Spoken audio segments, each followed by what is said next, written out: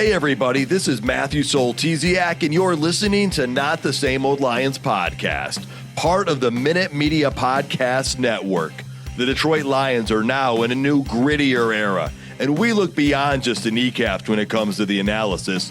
I speak with a variety of guests and interview key players, gaining more insight on what makes this team go. Welcome to another episode.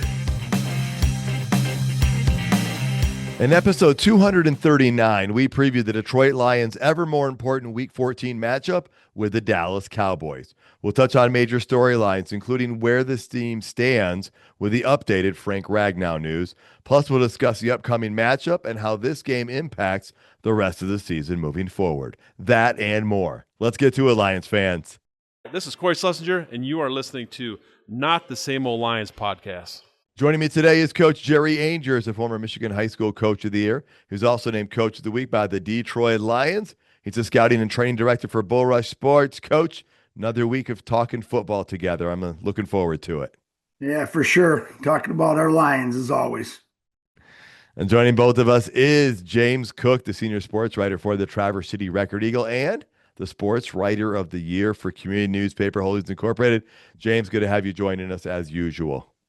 Good to be here. Winter is here, folks.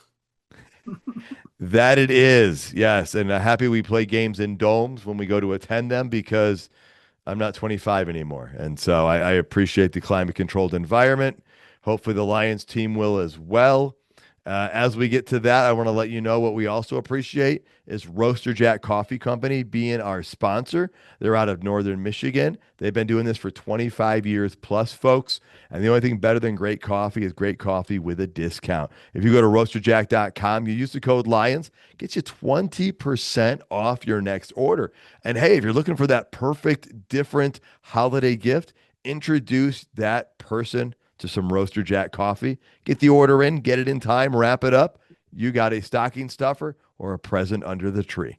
Roaster Jack Coffee Company, be a hero, brew great coffee, and go Lions.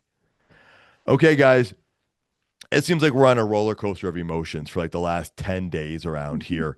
Major storyline, Frank Ragnow is not coming back after all. He failed a physical, grade 3 hamstring injury. They said he alerted them that he had an issue there, but didn't know it was like this or whatnot. James, first reaction to this, His pain tolerance has to be off the charts because a grade 3 hamstring is a tear. Like, wow. It's not just a pulled hamstring, it's a torn hamstring. So for him to just say like, "Oh yeah, there's something bothering me," and then they do a physical. I can't imagine that doctor saying, "Dude, your hamstring is torn. How are you walking to this physical?" But hey, at least Frank got a free physical out of the deal. Yeah. Coach, we went from this euphoric high of, hey, Frank's coming back. The offensive line is going to get a boost. And then we get this. Yeah, it's just sad. I mean, I've drank the Kool-Aid bigger than I ever have, and I didn't use my coaching knowledge of saying, well, let's wait till he's on the field playing for us. And I was as excited as anybody, and then we get hit with that. So, again, we know how tough he was. We know what he was all about. He played injured all the time. And no matter what, and I think that's he was just a different human being than anybody else, and it sure would have been nice to have him back, but again, we gotta move on. All right, now before we totally do that, James, got to ask you about a couple things. Dan Miller had speculated that hey, maybe before he didn't pass the physical, that hey, he's only 29, maybe he's coming back for next year too because he's under contract for another year. But also it looked like with the statement the Lions put out, it was like, we thank him for everything he's done for us or something, that it felt like there might have been a finality to it. Dan Campbell was asked about the future, and Dan said they never discussed that. Do you have any insight, any thoughts, any perspective on what it could mean going forward? Or is it too early to tell? I would imagine that if he came to them next year and said, "Hey, my hamstring's all good, I'm ready for training camp," that they won't say no. but they're not going to count on it either. Yeah. So maybe he's on the team next year. I wouldn't put it past him. Obviously he still has the itch to play. He kind of had his time off and was able to go hunt and fish and go on vacations and do all the things that he normally can't do when you're an NFL player during the season and stuff. And then he had that hunger to play again. But his body just wasn't ready for it yet. So maybe if he keeps that going, does more conditioning stuff in the off season, not planning on retiring kind of thing, then maybe he's ready for next season. I definitely wouldn't rule it out, but I also 100% would not count on it. Well, I think that's the key right there, James and coach, is that he contacted the Lions. He wanted to play still, coach. The Lions weren't begging him back. So I mean, maybe some of the guys were, let's be honest, but he's the one that reached out and said he wanted to, and he'd been talking about it and he had the hunger. So if he does heal up in the offseason, there is a chance he could come back and play one more season, right, coach? Yeah, I mean, again, I'm sure they would take him, but that's all got to be done soon as the season's over with because you got to start thinking about your draft. And again, we're probably going to go after a center anyways. If not, then Yeah. we know that Ratledge is the to be center, and we'll probably go after another guard. So yeah, it'll be a difference. I think that's icing on the cake. Just like if you had played, this week or the following week, oh my God, we got him back, but we don't have him back. He's not there, and he's got to move on. And if he shows up and he comes about, man, that's just a bonus. For sure. And again, that's next season. This season is still happening, folks, and the Lions still have a winning record. So let's dive into that. What does this mean with Frank Ragnow not coming back? Well, Lions are at 7-5. All right, they have a winning record, but the Bears won again, right? And people keep saying the Bears' schedule is going to get more difficult. Well, the Bears keep winning, so the schedule is what it is, and the records are what they are. So the margin of error keeps shrinking with each loss. They need to win out to hit that 12-5 prediction that I think a lot of people thought the Lions would probably finish around.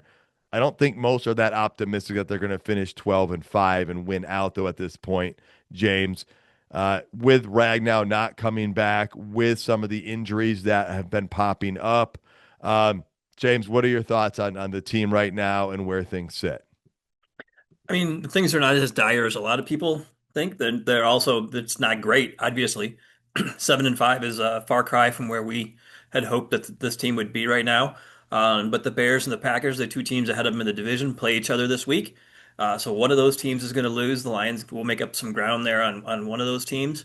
If it's the Packers that win, it kind of and the Lions can beat the Cowboys, it kind of makes this a pretty close race again, with everybody within about a game or so.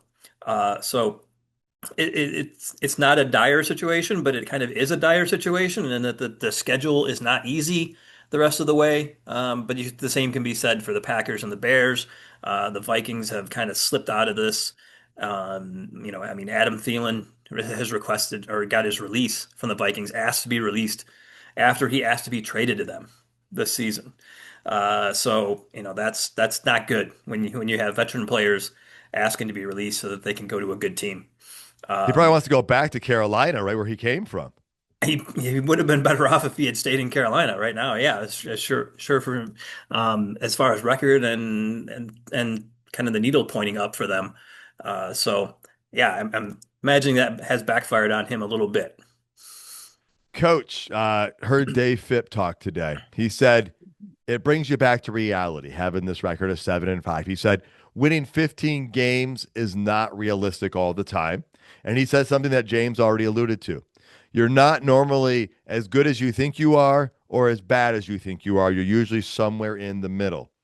The Lions are doing pretty good in a number of categories, and they are at 7-5.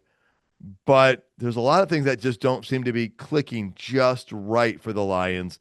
Where do you see them sitting right now? Uh, a 5 game season that they have to be close to being perfect with it. And it starts this week. I mean, I'm going to go back to the thing I'm not worried about. They have to find themselves. They have to correct their mistakes. offensively, defensively, special teams, coaching, the whole thing. And, Dan Campbell's alluded to it. My coaching thing says, look in the mirror, worry about the person that's staring back at you. And that's where we're going. That's where the lines are right now. So, what happens with everybody else, it really doesn't matter because if we don't take care of our own business, who cares, right? Exactly. That's like somebody was asking me who I wanted between the Packers and the Bears this weekend. And I said, none of that matters if the Lions don't beat the Dallas Cowboys. I go, that's all that matters right now is the Lions beating the Dallas Cowboys. Um, so lots of things going on. I mean, a roller coaster of emotions. You get that excitement of Ragnow coming back before Thanksgiving. You're hoping you can steal Thanksgiving game because you know the injuries the team's dealing with doesn't go right. Then adding insult to injury, Ragnow is not going to be back. I will say, if you're a Lions fan looking for some hope, I'm going to go with another thing that Dave Phipps said that I've already been thinking about, which is the Lions players have the right attitude. They've got the right player makeup there that they're going to come together when the going gets tough. And that's where they're at right now. The going is tough, and they're going to have to come together, coach. Now, let me ask you this. And expanding on that, as he said, some places you lose the players, right? Or you lose the team when things aren't going right or someone's not getting the ball. But, coach, I don't want to call this a must win. Must win is only when you get mathematically eliminated from the playoffs if you lose. That doesn't happen to the Lions if they lose this game. That being said, I personally become very much less optimistic of them making the playoffs if they can't beat the Cowboys this week. Um, does play calling change when you're starting to get to a position like this and you have almost nothing to lose? Or is it kind of you have to just kind of stay with the status quo? Because I know they're going to tell the players, don't try and be a hero, do your job. Because when you try to be a hero, that's when mistakes happen and that's when you lose.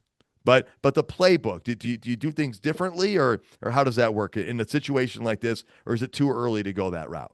No, I think you go with what you came in with. I think you make corrections. I don't think you reinvent the wheel. I went back and watched last game, a missed block here, a missed block there. We can get insert here. Why do we not identify a linebacker? A guy flows free, tackles Gibbs. I mean, there's just so many things and I think that's what the Lions will do. They're going to go back to technique.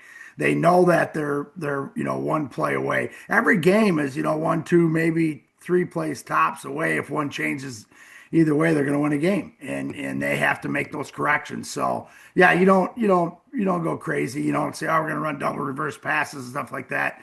You go into the game with what you worked on in OTAs and what you worked on during preseason and what you've tried to fine tune, and you fine tune them and block them correctly. And if you got to play, sometimes if a play works, you may run that play two times in a row. Oh my God, we gotta throw the ball now because we ran the ball for 10 yards. And I think that's what the Lions end up doing. I think they're just gonna line up and try to smash them in the mouth offensively. All right. Now, James, going off what coach said, but also the offensive line, knowing that it is where the situation it's in, you're not getting reinforcements from Ragnow. You might get Miles Frazier in there. Graham Glasgow's hopefully getting a little healthier. But even then, it's this weird thing because you've got the stats and then you've got the eyeball test. The stats say, hey, they're the third most points scored in the league. They've gotten the third most yards in the league. Not quite as good as last year, but better than the year before and the year before that. So they've got some really good stats, but all you keep hearing is Jared Goff doesn't have enough time to throw the ball. We're not consistently getting 4 yards a carry, 5 yards a carry on a regular basis. It's the explosives that are keeping us in it. Do you have enough confidence and faith that, the Lions offensive line can be patched work together or schemed around? And we're just talking the offense. We're not even talking the defense yet. That they have it to make that run. I'd be a little bit more confident in that if they also had the tight ends who could add to that offensive line, but they're all hurt too. Where you could do some of those wham blocks, any other combination of things, chipping on guys on the outside with tight Yeah. ends. But I mean, you do have Ross Dwelly as a good blocker, but not a threat as a receiver really at this point in his career. So those things would help. You've got the possibility of Christian Mahogany coming back here in a while, but not for a game or two probably. He started practicing today. Um, but and then you got, like you said, you got Frazier back, but he's an unknown quantity at this point. I mean, he's a rookie who has missed most of the season. So, do you get lightning in a bottle, kind of like you got last year with Christian Mahogany for a couple of games when you had to play him after a similar scenario? Maybe you do. They really liked him coming into the draft process and thought they got a deal on him. So maybe Frazier helps them out. Ratledge has been pretty good. I think, the since the first couple of games where he struggled, he's been pretty good. But Glasgow has really struggled. I think part of that's due to injuries. Um, and when they put a Cologne in there, he didn't fare really a whole lot better. So I having a hole at center, not good, and with young guards on either side, makes it even worse. So, I hope that the Lions' offensive line does get better, but I don't know how much it will. Later on, we'll get into some of the other metrics on the offensive line that do not look nearly as good as the total offensive output. And I 100% believe you've got stuff that backs that up because the eyeball test tells me that's what I'm thinking. Coach, offensive line, can they scheme around this thing? And how do you overcome this situation? Well, again, Cologne is going to be in a second game now, so that's going to make a big difference. Let's go back to the first game of the year against the Packers. Look what we did the second game.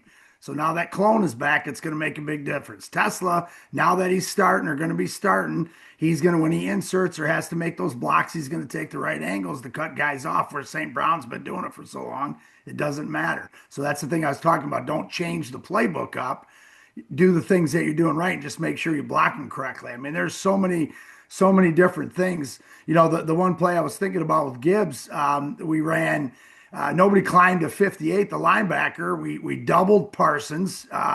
We dueled with the inside with the center guard because they shifted and we let 58 alone. I can't remember. It was early run play by Gibbs that 50, I can't remember 58, it doesn't matter what his name is, shot through the gap and tackled him for maybe a 1 yard loss.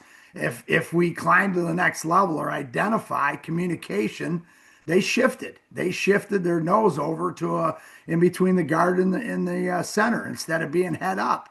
And so that changed the blocking assignment. And there was nobody talking.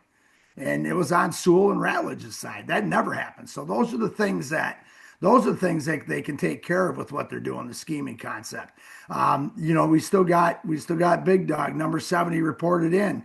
He can still give us that blocking tight end concept, even though he's not a passing threat. Who cares? Let's run the football.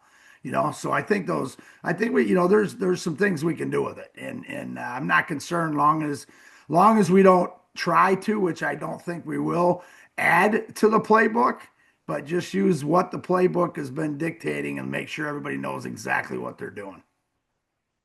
All right. And, Calvin Shepard added to that by saying he thinks the defense multiple times has been at the point of making the play on the attack, and they're coming up just short. And he said that's something they need to flip the script on now, and they need to make these plays. And so, and that's exactly what has to happen. They've been so close on a number of things, but close only counts in horseshoes and hand grenades, right?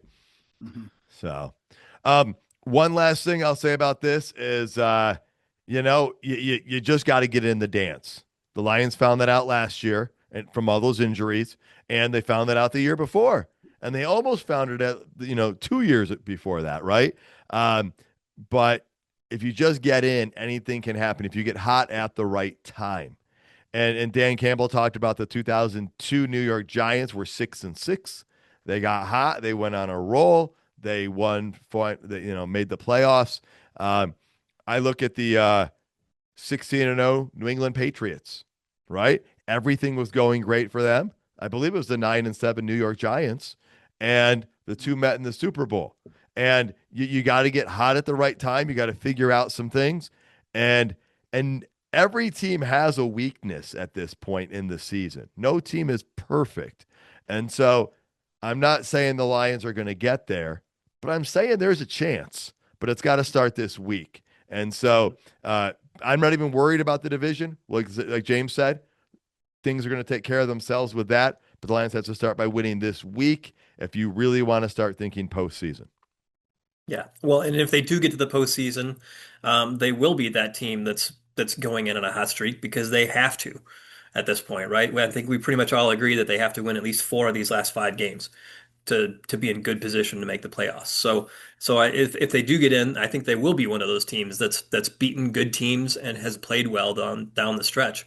So that would be a good thing. They won't be a team like last year that's been sitting for 2 weeks, that's been licking its wounds because of all these injuries. They're hopefully getting a few guys back here and there to sprinkle in and be that team that nobody wants to play.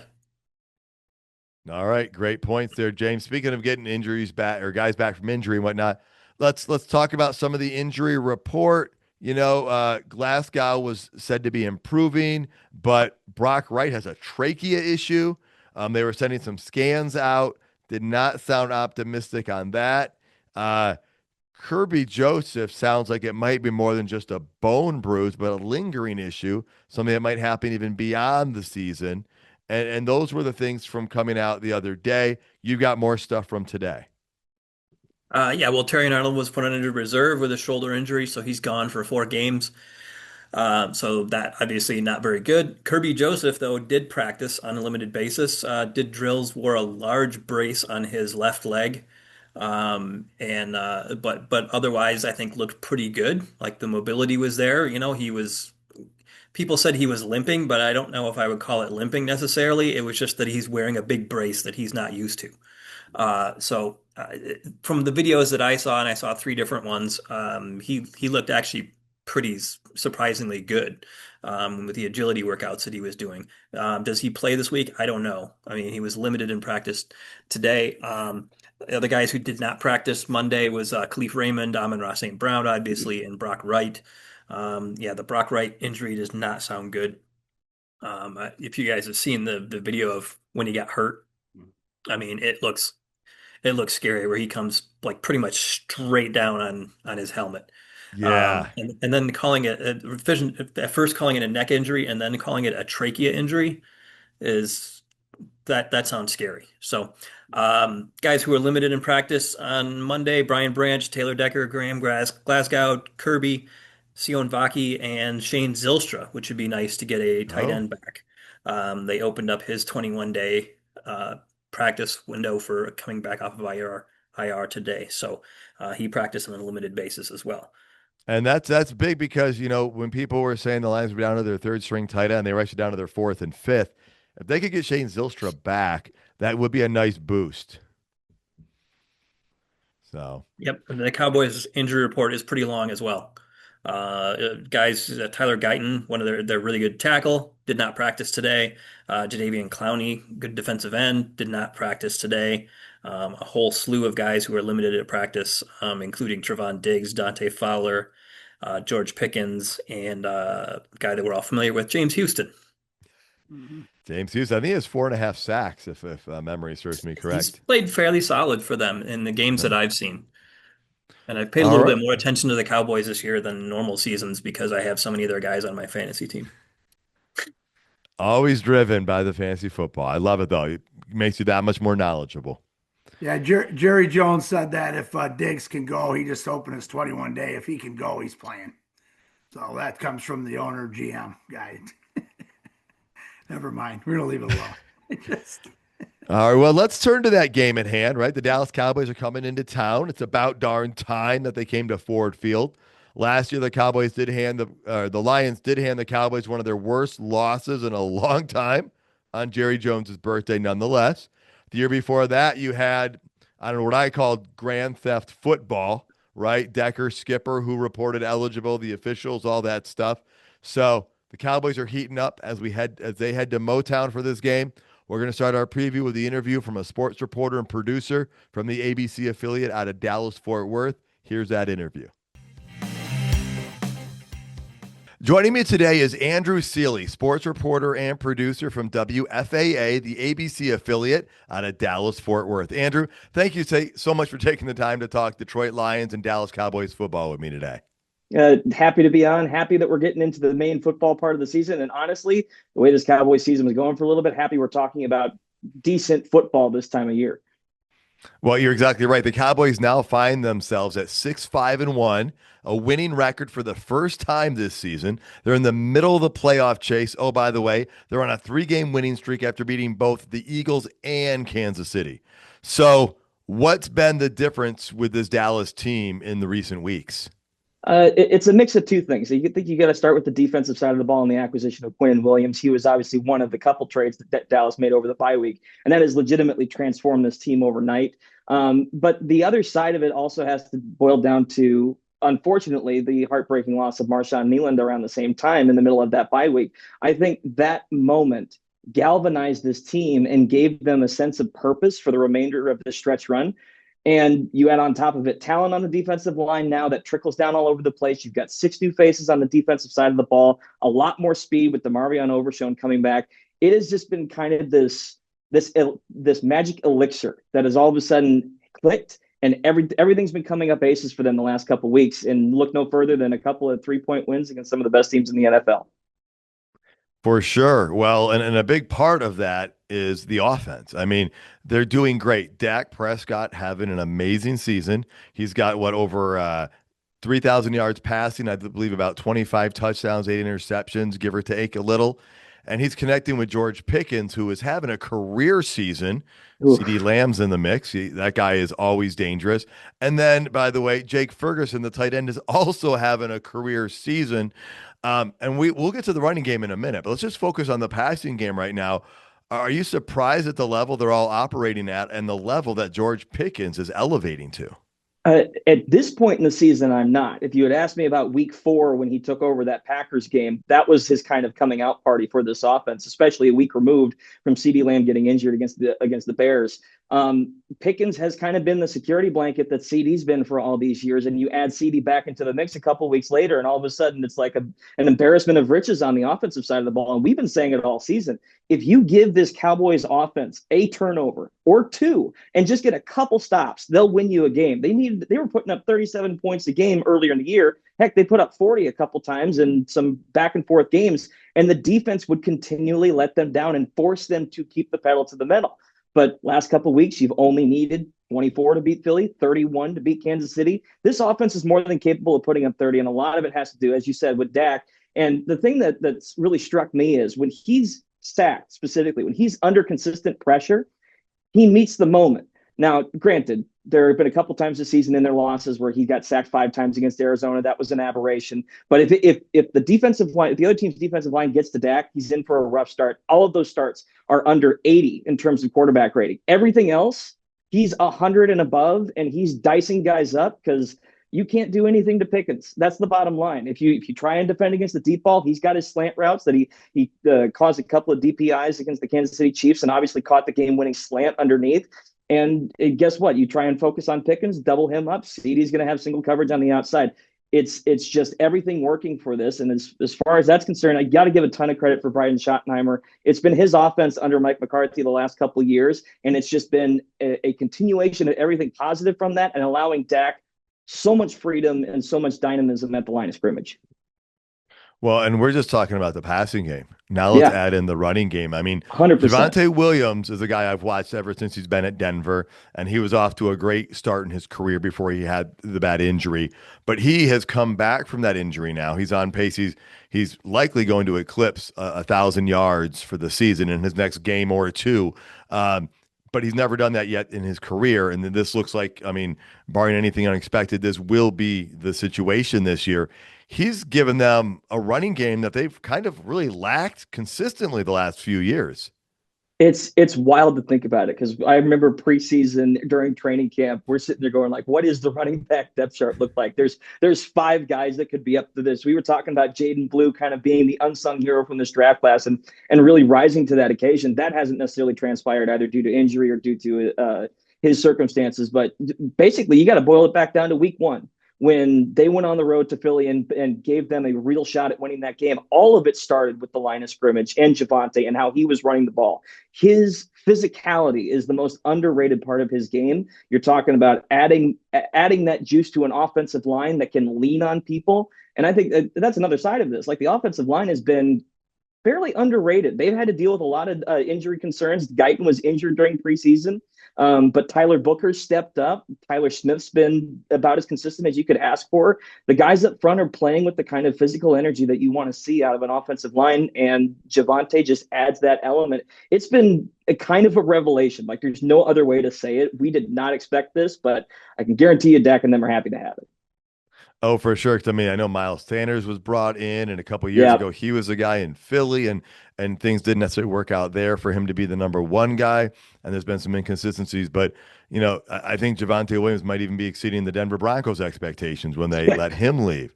So excited for him to be doing so well, and just seeing him rebound in his career like that. So the offense is doing great, and we've talked about that. And you said that the defense a couple of times has made the offense work a little extra. Well, let's talk about the defense a little bit. They're playing better in recent weeks, but I think they're playing at a level that nobody expected when the season started because, days before the season starts, Micah Parsons is leaving. Did And the that happen? narrative is what's going on? Is Jerry making a big mistake here? I think Lions fans like Dallas even less now because you traded him into our division. Thank you very Right. much. Um, Sorry. but tell me about that. I mean, you mentioned, the Quinnen Williams trade has been huge. There's been other adjustments. What's working well with this Dallas defense right now? It's just nice to say that anything's working well with them because they were, quite frankly, the worst run defense in the NFL for about 8 weeks, and the pass defense was suffering as a result. Because if you guys got to bring more guys down to protect against the run, forget it. They're going to burn you over the top with play action every time. I think a lot of this early season struggles boiled down to Matt Eberflus not having a plan in place for post Micah situation until much later on down the stretch. I think you've seen spurts where Eberflus's adjustments mid game have given them a shot in some of these shootouts. I keep going back to week one because that kind of set the tone for how wacky the season would be. But when the Eagles jump out to a 20, or not jump out, excuse me, that was kind of a back and forth start, but they basically let Philly go up and down the field in the first half, hits a weather delay, and all of a sudden everything shifts and everyone settles in and they're scoreless for the remainder of the game. I think that's what Eberflus can bring to it. The problem is it took him so long to understand what he had at his disposal as far as personnel, that it took time for the defense to find their footing. I look no further than the Bears game, than the Packers game. Like there were so many early season, or heck, even the Broncos game, which is a lot more close in recent memory, where it felt like they had no answers at the defensive line, and if you can't get pressure on it, you're toast. I mean, if you let Bo Nix have a good day, that's how you know how bad this defense was, considering how their season's been going. But realistically, it has to start with Quinnen Williams. It has to start with his leadership in the locker room. I think a lot of people kind of overlook that side of it. There's been a different tone hearing from him, how complimentary he's been of Dak and how complimentary their leadership styles are. And I'm sure at least on some level, Lions fans are aware of how buttoned up Dak is in terms of his press conferences, presentation. This is a guy that knows how to lead a locker room. Quinnen is very similar in that regard. And on top of it, I know they lose a pass rusher, Micah Parsons, but you gain an every down defensive lineman as good as Quinnen Williams. And you add him on top of Kenny Clark, who you got in that trade, who I was a big fan of when they brought in. You want to talk Packers on that side of it. Kenny was a beast up north. He's been solid down here. He was kind of a fish out of water early, just in terms of being one of the only guys on the defensive line that could give consistent pressure. But if you take a look at their rotation now, Quinnen Williams, Kenny Clark, Osa Odighizuwa has been come up big. He had a huge sack against the Eagles, and then Solomon Thomas. That defensive line is incredible up front, and now they've gone from the literally worst run defense in the NFL. Now they're 21st. That's how big of an improvement they've gotten since the bye week. We're talking 3 weeks worth of difference maker, and they've jumped up 9 spots. That's a pretty significant jump. It all has to start with Quinnen Williams. All right. Well, here's the $1 million question. I was going to say, what's the biggest weakness on this team? I want to ask you, is there a weakness on this team at this point? The weakness, again, it's tough to say because there's so much new about this squad right now. So you don't want to necessarily poke holes in any one specific spot, but you still have to say the secondary. If the defensive line can't stop the run, then you're inviting play action to take advantage of a back end that is suspect. Now, there has been talk this week that Trayvon Diggs could be available for this Lions matchup. There was already kind of a feeling that Diggs had played his last down in Dallas. So you don't know how much his addition would make a difference in this matchup. But if there's any kind of scenario that the Lions can exploit. It's got to be the secondary, because as much as new faces on the defensive line can be a positive because they're doing the same thing, basically just mashing up front, having new bodies and having new communication in the backfield is a huge part of a defense. And if they let wide receivers get open, I'm telling you, there's enough speed on the Lions that I feel like they could definitely take advantage of that. That's the one spot I would be very curious to see, especially with someone like Jahmyr Gibbs. If he gets past that first line for Dallas's defensive line, I got no faith, or not. I shouldn't say no faith. That's a little aggressive, but I would be very concerned about how much damage he can do in the second level. All right, well, let's go to that right now then. What's it going to take for each of these teams to win this game? If the Dallas Cowboys are going to go into Ford Field and get a victory, what do they need to do? Lean on their pass game. If you score early, so often this year they've been in back and forth scenarios. Get a lead. Let your defense pin their ears back and try and force a turnover. Get opportunistic with it. But also at the same time, if you're Dallas, you've kind of been playing this house money the last couple of weeks here. You were dead at 3-5-1. Go in, feel like you've got to win this game. This is a playoff game, no doubt about it. You feel that pressure, but at the same time, if you're Dallas, you're coming into this riding high. You're feeling like we keep this up, we're past the toughest part of our schedule, heading into the weakest now, and you have a real chance to run the table and getting back in this playoff spot. I just think a lot of it boils down to their emotion. And if you're Detroit, it's kind of the same thing. If you've got to get your crowd involved, you've got to get their offense off the field at least once or twice. Dak has been prone to at least a pick in some of these big games. He had a mistake early in it. In the Chiefs game on Thanksgiving, if you can kind of bait him into over-reliance on George Pickens and try and take advantage of that matchup, that's a possibility. I just feel like a lot of this is kind of two ships passing in the night almost, and you hope if from a Dallas's perspective, you're catching Detroit on a downturn. I can guarantee you a lot of people in that Dallas locker room are thinking about that 47-9 loss last year. You hate to kind of boil it down to some of those old grudge games, but by all accounts, the 40 burgers live forever, or at least on some mind. And it'll be fascinating to see how they handle and how much of the Lions offense is still intact from last year. Because we've had questions about the Lions, and I'm sure you guys have had. What is this Lions team? Are they the remnants of the last 2 years, or are they just inconsistent along with the rest of the NFL at this point? Because it feels like we ask every week, who's good? Yeah, well, and I'm sure that score lives in Jerry Jones's mind quite well, considering it happened on his birthday. And, Yeah, the Lions fans still remember when we had the reporting eligible issue where the Lions were correct. The officials they couldn't rise to the occasion to make the correct call to understand what was going on or something. But the Lions had actually used the Dallas crowd noise against the Cowboys. yeah. Unfortunately, the officials messed it all up. So it is the next one. The nice thing is, I think this is either the fourth year in a row or the fourth time in 5 years that the Lions are playing the Cowboys. And it's the first time it's happening in Detroit. Kind of got a little Right. tired of the Lions always going to Dallas the way the situation's dictated. So exciting to have them at Ford Field for this one. It should be quite exciting. Andrew, is there anything I haven't asked you about the Cowboys that maybe people outside the Dallas-Fort Worth area might not know about the team, or anything you just want to kind of share about them? The big name that I hope everyone starts to listen up for, because again, I know Quinnen Williams is grabbing a lot of the lines. Everyone's talking about the defensive line. DeMarvion Overshown was one of the guys preseason that we were thinking, if he comes back from injury midseason, he can kind of fill in that linebacker spot, because that's been, if you want to talk issues, the linebacker spot has been one of the biggest question marks for this defense most of the year. Overshown coming back has added an element of speed and intensity that this defense has missed. And it's not necessarily going to show up every play. Because again, the linebackers, it's a thankless business. You either get burned or you have 100 tackles, and you got to live with it. But Overshown exemplifies a lot of what this team has kind of transformed into over the last 3 weeks. And look no further than Dak, who basically said a couple of weeks ago, DeMarvion's his favorite player on the roster. You want to talk about a great person, great attitude, and a great person, a great player to watch. He's just, I hope he continues this, because I feel like that's what this team needs: a sense of positivity and a sense of brotherhood that has just been it's been palpitating since everything that happened since the bye week. All right. Well, I greatly appreciate all those insights, Andrew. Thank you so much for taking the time to talk Lions and Cowboys football with me. Absolutely. Thrilled to be again talking about good football at this time of year. I didn't think we'd be doing this. I thought the season would be over at least 2 games ago, and look at where we are.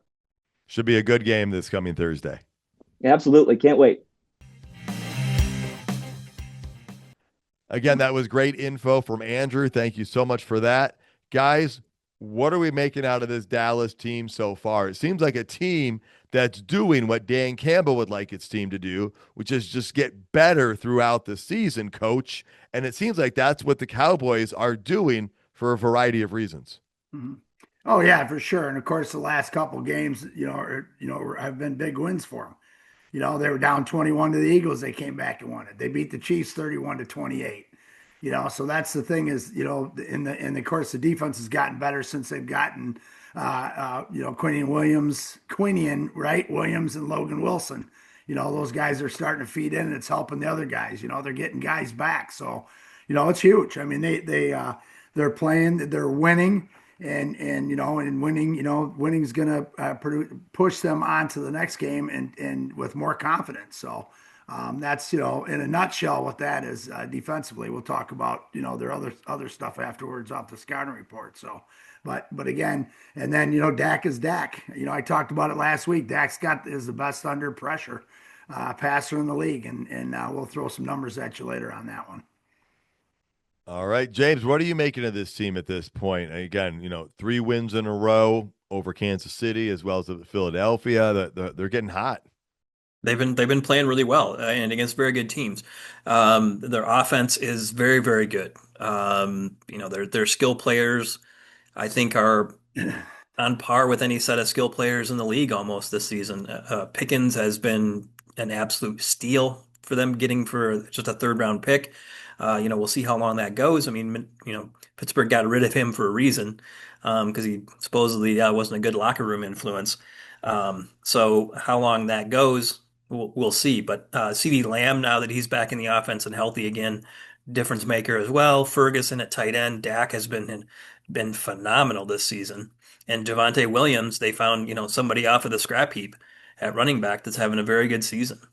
So the one thing that the Lions can hang their hat on, though, is that they've beaten every team they've played this season that has a very good offense and a very bad defense.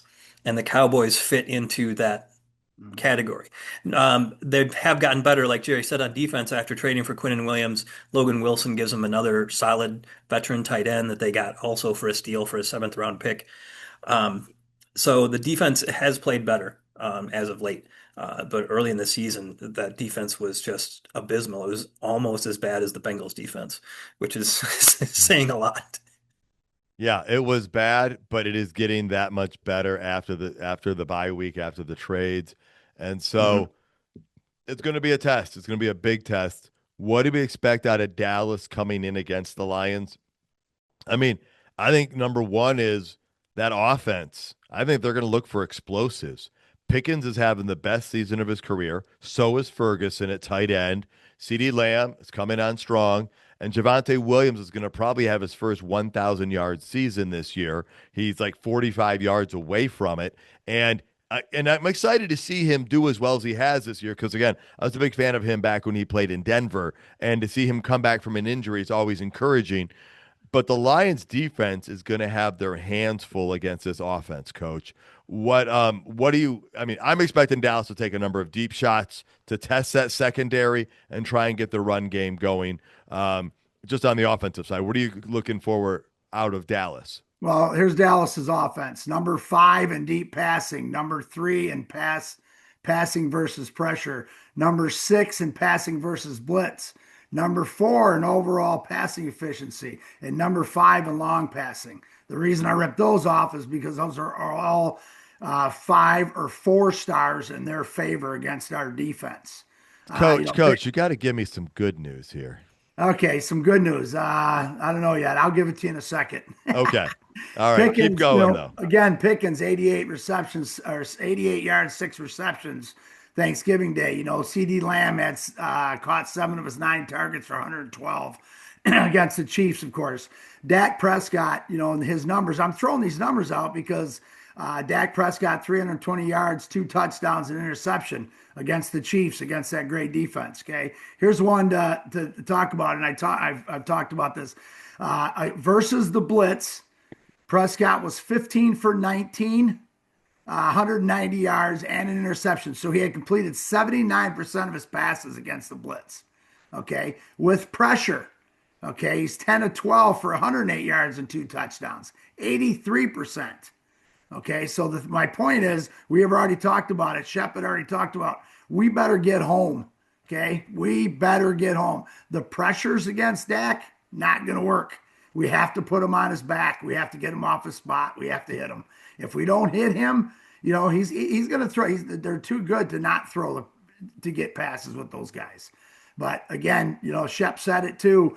It doesn't matter what coverage we run if the front isn't doing their job. And if we don't get pressure on Dak, and I don't mean pressure, I mean good pressure, not the PFF pressure, because they're within 42 yards of the guy, so it's a pressure. The ones where they're banging chest and putting him on his back or shoving him down and not getting late hits. And so that's that. I can't really. There's not a whole lot of good news. On the good news, rushing versus a stacked box, our defense is number 2. So our defense is number 2. So that's a plus for us. And then when they rush under center, our defense is number 6. So again, those are 4 and 5 star in our. So we should have a good job of stopping the run, but we have to transition from run stopping to Dak Prescott on his back stopping. There you go. Right, not pressures, but quarterback hits and sacks is what's going to be the game changer. Yes, and all turnovers, which we haven't been doing. So, all right, James, what are you expecting out of the Cowboys against the Lions this week? Yeah, to kind of piggyback on some of the stuff that Jerry said. They need to get pressure on him, but they need to do it without blitzing, because when he's been blitzed this season, he's been better than he's been when he's not blitzed, like markedly so. So he finds where the blitz is coming from and he hits that spot. So the Lions are going to have to do with their front four, which is not a great thing to hear, because they really haven't been doing it with the front four. Outside of Hutchinson, Muhammad has disappeared for a few weeks, and they've been playing Aleem McNeil at big defensive end and defensive tackle. I mean, and McNeil played a shocking amount of snaps last week. Yes. Like 90%, which is just amazing for a defensive tackle who's coming back off, a fairly major injury. Yeah. But what I expect in this game is fireworks. I mean, the Lions and the Cowboys are second and third in the NFL in points scored since 2021. Only Buffalo's ahead of them. So the Cowboys are second, the Lions are third. They're also second and third in total touchdowns since 2021, with the Lions second and Dallas third in that. So these offenses have been good for years, and they've continued to be good this season. All right. Off of that too, off those pressures. Here's one I'm going to throw at you. Hutch in the last 2 weeks has got 13.2% pass rush win rate, which is 30th in the league. Prior to that, for the weeks 1 through weeks 11, he was at 24.1%, 4th in the league. So those are, and again, I'm not throwing it just on Hutch, like you said, it's everybody else, but he's got to get to the body, and he's got to put somebody down, as well as McNeil and the rest of those guys. And I think Davenport being into his second game is going to help us. There's your positive, because I watched a lot of the film on him, and he compresses the pocket quick and fast, and he may not hit the quarterback, but he pushes the tackle into the quarterback. That's what's going to create problems for Dak. All right. Well, as we get into what we expect out of the Lions, folks, we want to let you know that this episode is brought to you by Roaster Jack Coffee Company out of Traverse City. They've been brewing since '99. Incredible blends and single origins from small farms around the world. Check out roasterjack.com. Use 20% off, or get 20% off if you use the code LIONS on your next order. All right, James, Coach already started talking about it. What are we going to expect out of these Lions in this game? Now, you guys, the Lions haven't lost back-to-back games. We hear this after every time they lose a game, right? Since like 2022 or whatever. Now, they're going to be really tested this week to keep that streak going. And it's more necessary than it has been in a long time because we haven't been able to string wins together. So that they're going to need to do that. I do agree defensively, coach. I think you're going to see McNeil snaps go down a little bit because I think you're going to see Davenport do more. And I think that's going to be important for the Lions to get Davenport involved and have Davenport make a difference. He's going to be one of the keys on this defense the rest of this season, in my opinion. If he goes well, I think it's going to bode well for the Lions defense and the team overall. And he has the potential to be a difference maker. What are you seeing out of the Lions, or what are you expecting out of the Lions going into this game? Well, offensively, here's all your good stuff. Number two in passing versus no pressure. Number two in passing versus blitz. Number two in rushing inside tackles. Number two designated runs, and number 8 overall passing efficiency. So that's the Lions offense against their defense. The reason those are all blue 5 stars, okay, that's the top rating. So that's one of the things. I think James had already said that it's probably going to get into a shootout concept. We're going to have to create some turnovers off that, and then we're going to have to use our offense to do it. Now let's talk about, since we're talking about the offense part, the Detroit Lions have trailed for a combined 2 hours, 41 minutes, and 34 seconds over their last 3 games. Yeah, that's a lot of time to trail in 3 games. We have not been ahead forever, except I think when we won in overtime. So the point is, we need to start fast and use that offense to start fast and put the pressure on them to have to chase us. Because then those pressures turn into sacks and knockdowns when you can pin your ears back and you don't have to determine is it a run or a pass. And I think that's what the biggest thing is, and we have not been able to get to that part, and that goes back. One other thing about the pressure, let's talk about last week. I think Love was 2 for 12 completions against pressure. People don't realize that, but one of them was the last play to seal the game. And Jared Goff, if I'm mistaken, was in that 10 for 14 range. Again, but the only ones that stick out was the completion by Love and the drop not completion by Goff to JMO. And so well, if you look, Coach, that there's that one early where Love missed the wide open guy going down the side that would have been a touchdown because the Lions actually got pressure on that play and threw him off. Yeah, and that's what we have to do with Dak. But we have to make sure. I think the pressures are good with, again, we're going back to the defense side of the ball, but the pressures are good with Dak is we have to bang them, we have to knock them. And I think you might see a little bit of the defense that we ran against the Ravens on him, so that when he does slide or breaks out of the pocket, even though he's not a runner as much, we'll bring that pressure, and then we have great coverage in behind it so that, I just think those are some of the things we can see. But anyways, we'll talk about predictions afterwards. All right, James, what do you got out of this? What are you expecting out of the Lions? I know you said some fireworks, but I know you got more. Well, I mean, the Lions have to get more of their offensive line, and like Coach said, if they get ahead, that helps them. If they can get ahead and not have to play from behind, the other team can't pin their ears back. They can't run all those stunts that have seemed to give the interior of our line fits all season. And so just getting ahead and just being able to run the ball. Especially, if you get ahead and just establish the run, you keep that defensive line on its heels a bit, and keep them from not doing some of those things that have given the interior such fits. The Lions' offensive line overall is 3rd worst in the NFL in QB hits allowed. Wow. They are 4th in pressures allowed, 4th worst. Essentially, 8th in pressure percentage, allowed at 23.7%. The league average is about 20.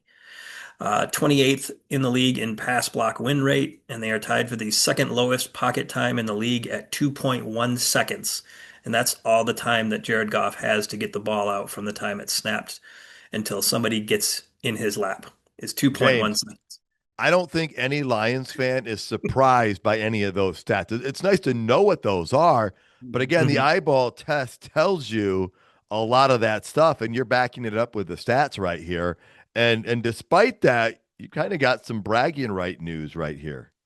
But yeah, however, with all those bad numbers, Jared Goff continues to be a top five NFL quarterback. Uh, I mean, the interesting stat is that only three of his five touchdowns have been over 20 yards, 20 air yards, where Three he's of thrown his the ball 20 25. yards.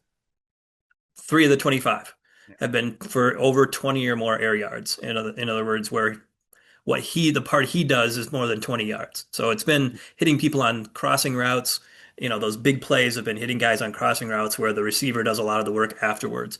17 of his touchdowns have come from shotgun formation. All right. So not under center. And they're going to have to continue to take care of the ball. Turnovers would be, I think, a killer in this game for a team that's already been hamstrung by as many injuries as they have. But only the Green Bay Packers have turned the ball over less in the NFL since 2021 with 79 turnovers. Detroit has only had 84 turnovers in the last four seasons. So they need to continue to do that to give themselves a chance in this game.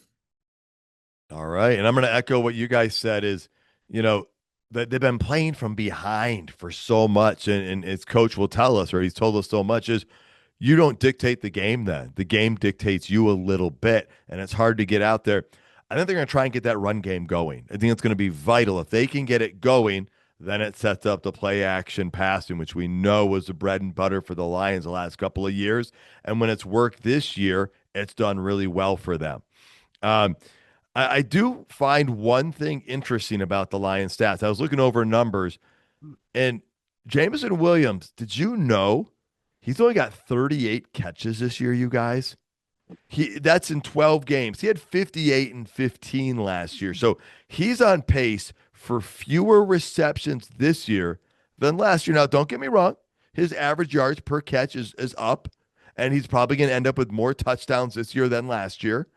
But it blew my mind because when you look at the Dallas Cowboys and their stats, I mean, it's crazy that Pickens has 73 catches. Jake Ferguson has 70. CeeDee Lamb has 51 in 9 games. Like, that is incredible. And then the Lions, well, you've got St. Brown, who's leading, no surprise, with 75. But then Jahmyr Gibbs is number 2 with 51. Sam Laporta at 40. And then Jameson Williams at 38. And so the receiving thing is just, it's a real interesting stat to look at here. And it makes you wonder, all right, is Tesla going to step up, or what's going to happen now? Because St. Brown is out for a week or two. Laporta is out. And so who's going to step up? Who's going to fill those roles, Coach? Well, I'll tell you, it's going to be a collection of bodies, that's for sure. And I think that, the thing is JMO's numbers will go up a little bit. He can kind of offset that. TK, Kennedy had a great job last week, and I think they're going to have to just find ways to get the ball. And, maybe they're going to run more screens with Monty and Gibbs on the thing, or those short outs or those dump downs. I think that's the biggest thing.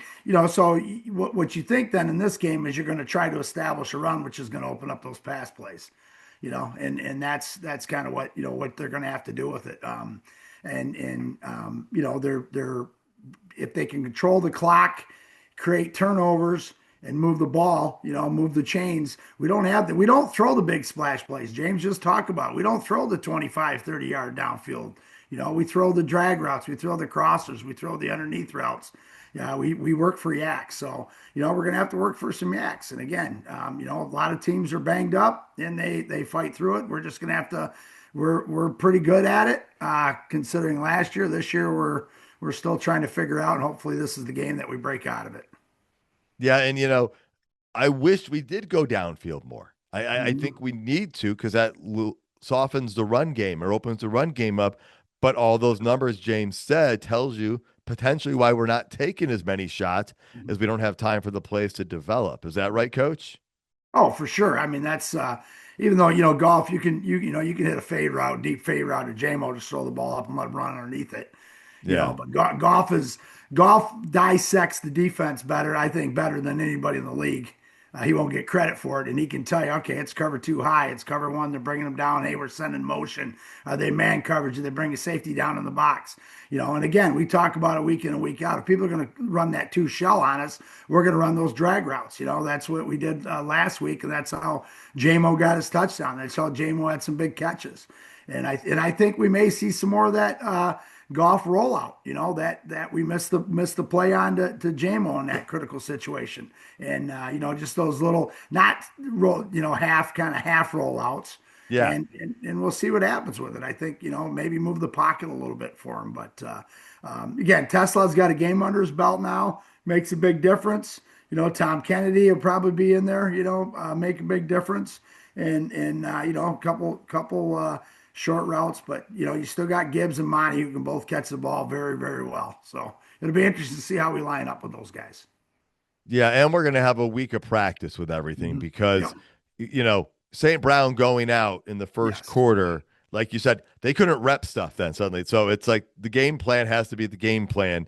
You can't try different things. So now that you've got a week to know he's not going to be there, you have the flexibility and ability to make some other plans and go some different directions. James, anything else you want to hit on what we expect out of the Lions before we move into what it's going to take for them to win?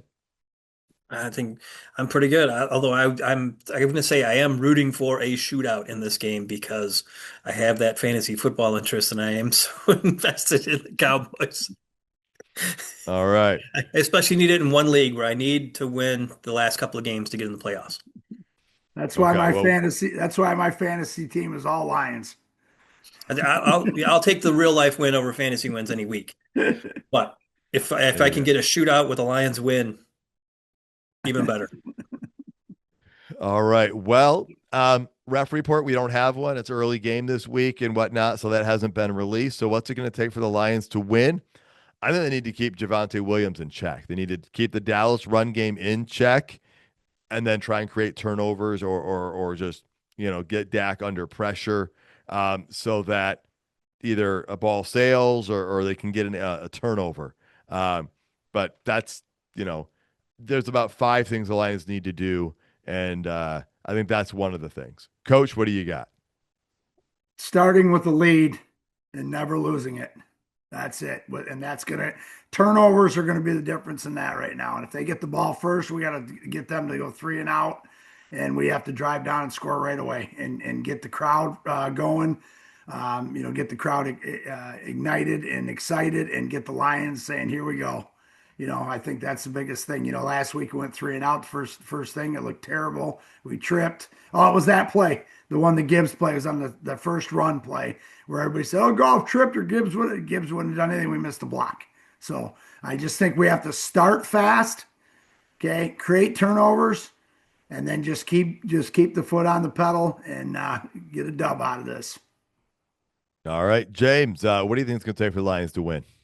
I think they have to kind of limit the explosive plays, but like you said, I think if they can kind of minimize Javonte Williams and make them have to go to Pickens and Lamb when they're going to them, that's much more advantageous than them getting to pick and choose when they go to those guys. I mean, they are both huge playmakers, and can go to the house at any play. But if they can turn them into a one-dimensional offense by taking Javonte out of the game, that will completely change things.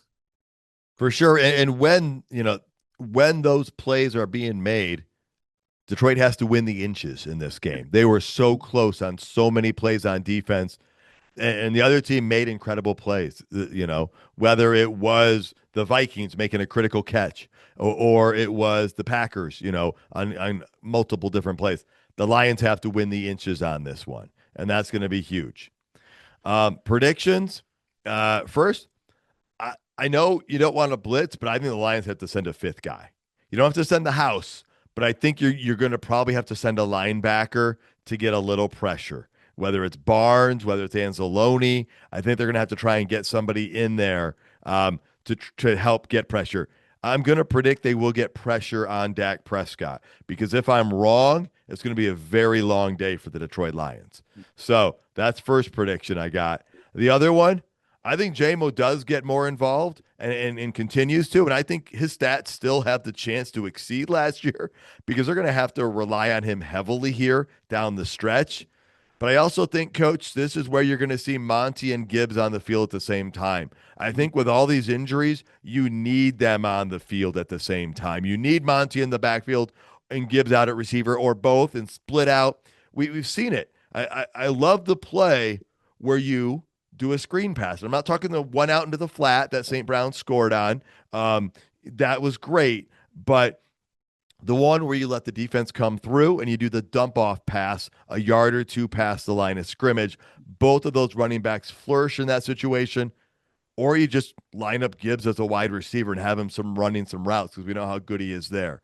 So those are my predictions and hopes, because if those things can happen, it could be a very competitive game. Coach, what are you predicting? We're going to win the turnover battle, and we are going to start fast, and we're going to take a lead early, and then we're just going to, it may go back and forth, but we're going to be into that thing where we're not chasing 2 scores. We'll only be chasing 1 or 3 points. All right, James, how about you? What are your predictions?